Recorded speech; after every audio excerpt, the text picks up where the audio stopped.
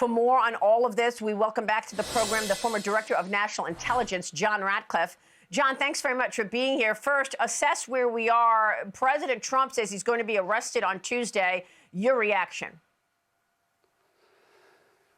Well, it's clearly a political prosecution, and that's underscored by the fact, Maria, that you have in Alvin Bragg, the DA involved here, someone who on his very first day in office said, we will not prosecute armed robberies in this office. And now he's saying we will prosecute a misdemeanor offense against the opposition political party who happens to be a presidential candidate, former president of the United States, despite the fact that the statute of limitations has clearly run on that misdemeanor and the fact that other state and federal prosecutors have passed on that. So, but my take on it, Maria, is this is just the latest in sort of the evolution of what the Democrats, as they have shifted from a party from Democrats to progressives, which is really kind of a mix of socialists and communists who don't like the American justice system.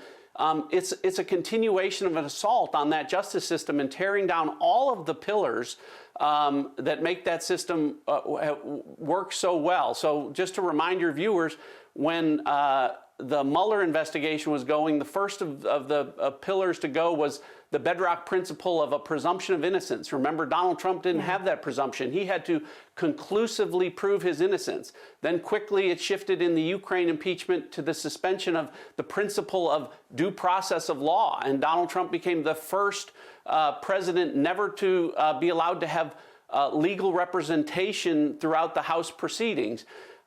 More recently with Mar-a-Lago, the next principle to go was equal protection under the law. And we saw that when the same statute was applied between Trump and Biden regarding classified documents, Trump's home was raided. Biden's lawyers were allowed to just casually turn over documents whenever they want. So this latest sort of tortured prosecution that is in the offing this week by the DA in New York is just sort of the latest assault on the American justice system by the Democratic Party. Well, we've been talking about the ramifications. Already we see our adversaries pouncing against us. Xi meeting with Putin tomorrow. And we've got a lawless situation at the southern border. What are we going to do about this two standards of justice? How does that change?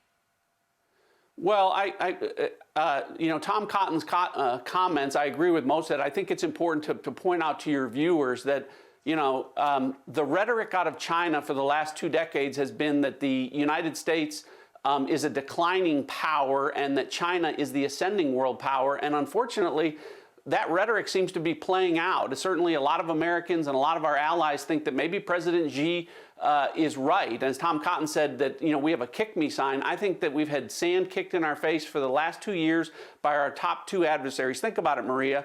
1 million Americans die from COVID, and the response from the Biden administration is we're not looking for conflict with China. Americans die from fentanyl. Biden says we're not looking for conflict with China. They fly spycraft across our country. We're not looking for conflict with China. And now Russia shoots down an American aircraft, an MQ-9 Reaper drone, and the response this week was, we're not looking for conflict with Russia. I mean, very clearly, we're not looking for conflict is Biden speak for we're not going to stand up and defend America. And, if we don't have a commander-in-chief that's going to do that, we're going to continue to see our adversaries aggressively move on the map. And we've seen, Biden has been in the office, the White House twice. Vladimir Putin has invaded Ukraine twice. Russia has gained territory twice. This is not a coincidence.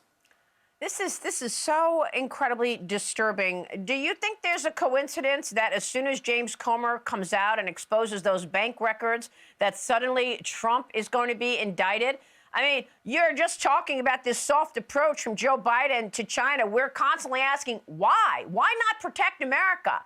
Is it a coincidence now that Trump is going to get indicted on Tuesday after these bank records were revealed last week?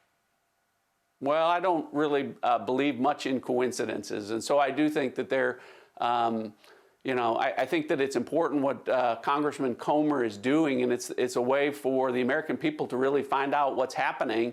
I hope that effort continues. I think that it will. All right. John, thanks very much for weighing in on all of that. You bet. Former Director of National Intelligence, John Ratcliffe. Thank you, sir. I'm Steve Doocy. I'm Brian Kilmeade. And I'm Ainsley Earhart. And click here to subscribe to the Fox News YouTube page to catch our hottest interviews and most compelling analysis.